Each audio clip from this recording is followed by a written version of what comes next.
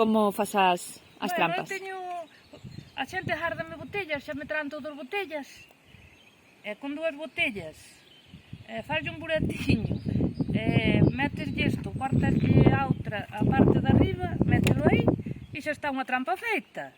Facilísimo, e sin coste ningún. Despois, eu meto azúcar, auga e levadura.